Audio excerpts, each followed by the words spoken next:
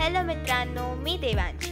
स्वागत आहे तुमचे आमच्या नवीन व्हिडिओमध्ये. आज आम्ही तुम्हाला घेऊन चाललो आहोत मुंबईच्या लालबाग येथे, जिथे 15 ऑगस्ट 2025 रोजी भारताच्या स्वातंत्र्य दिनी विविध सार्वजनिक मंडळाच्या गणेश मूर्तींच्या आगमनाचा सोहळा अनुभवायला. मी आहे लोअर परेड स्टेशनला आणि आम्ही चाललो आहोत लालबाग.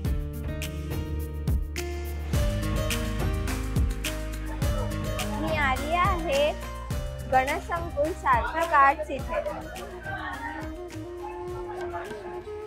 लालबाग मुंबईचे एक असे ठिकाण जिथे गणेशोत्सवाचं नाव घेतलं की उत्साह आणि भक्तीचा उल्हास आपोआप डोळ्यासमोर येतो. याची प्रचिती घ्यायला आम्ही परेल येथील गणसंकुल येथे पोहोचलो. गणपती बाप्पांची मूर्ती बनवणारी ही कार्यशाळा म्हणजे जणू काही कलेचे आणि श्रद्धेचे पवित्र मंदिर. ह्या कार्यशाळेत जेव्हा पाऊल ठेवलं तेव्हा समोर दिसलं एक रंगीबेरंगी आणि जिवंत वातावरण. चारही बाजूंना विविध आकारांच्या आणि रूपांच्या गणपती बाप्पांच्या सुंदर मूर्ती, काही पूर्ण झालेल्या आणि काही अजून बनत असलेल्या.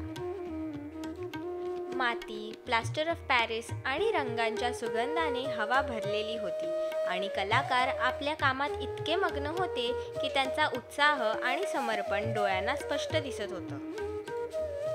कार्यशाळेत येणाऱ्या लोकांचाही उत्साह पाहण्यासारखा होता.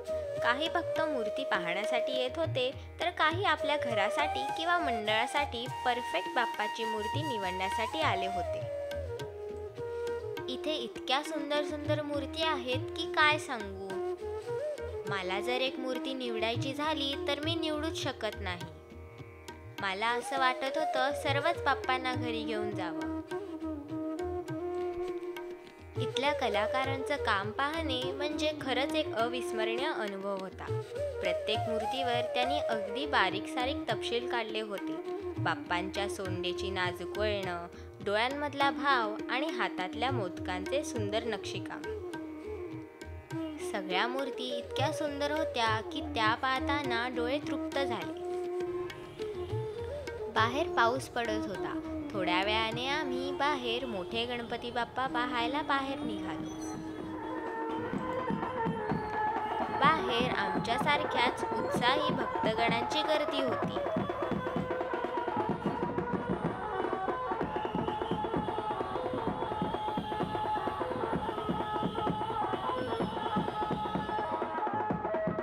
मी आहे लालबागला गणपती कारखान्याजवळ उभी आहे आणि इथे माझ्यासारखे बरेच क्रिएटर आहेत व्हिडिओ काढायला.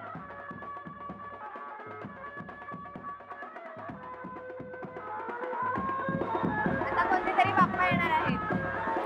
पावसाची रिमझिम सुरू होती, पण त्याने भक्तांच्या उत्साहावर कुठलाही परिणाम झाला नव्हता. रस्त्यांवर रंगीबेरंगी सजावट, ढोल ताशांचा नाद आणि भक्तांचा गणपती बाप्पा मोरयाचा जयघोष ह्यामुळे सगळीकडे उत्सवमय वातावरण होते. ह्या गेटमधून विविध मंडळांचे बाप्पा थोड्या थोड्या वेळाने बाहेर येत होते.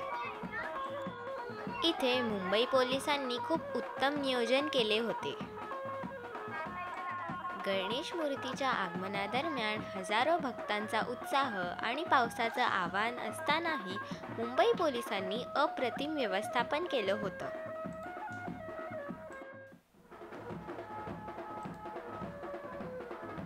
त्यांनी रस्त्यावरील गर्दीचे नियोजन, वाहतूक व्यवस्था आणि भक्तांची सुरक्षा याकडे बारकाईने लक्ष दिलं होतं. इतक्या पावसात भिजत असतानाही प्रत्येक कोपऱ्यावर तैनात असलेले पोलीस कर्मचारी त्यांचे काम चोख बजावत होते. त्यांच्या सौजन्य आणि कार्यक्षमतेचे कौतुक करावे तितके कमी आहे. आता एकामागोमाग एक गणपती आगमनाची लगबग सुरू झाली होती आणि भक्तांची गर्दी सुद्धा वाढत चालली होती.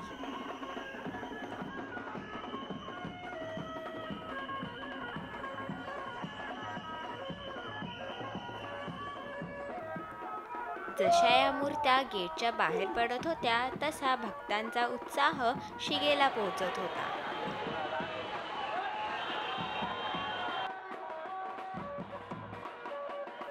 आणि गणपती बाप्पा मोरयाचा जयघोष निनादत होता.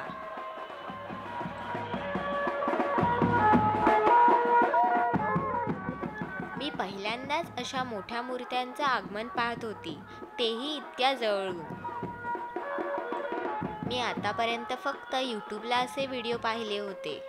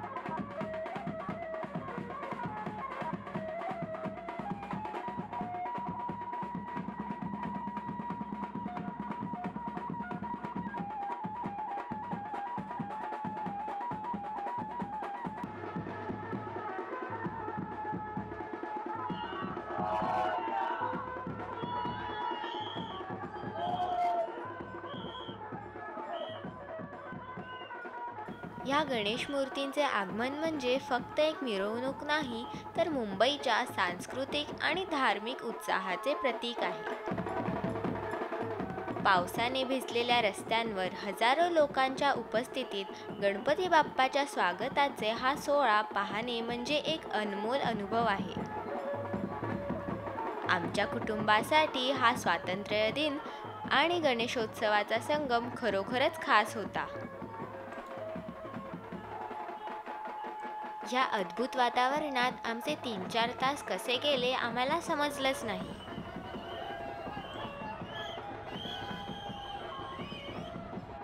आता माझे थोडे पाय दुखायला लागले आणि आम्ही निघालो घरी.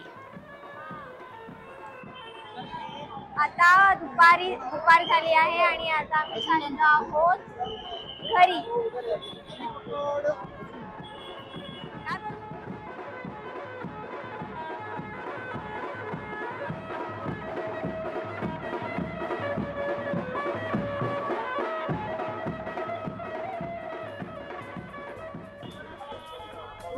तर मित्रांनो, जर तुम्हाला मुंबईच्या या अनोख्या उत्सवाचा अनुभव घ्यायचा असेल तर लालबागच्या गणेशोत्सवाला नक्की भेट द्या.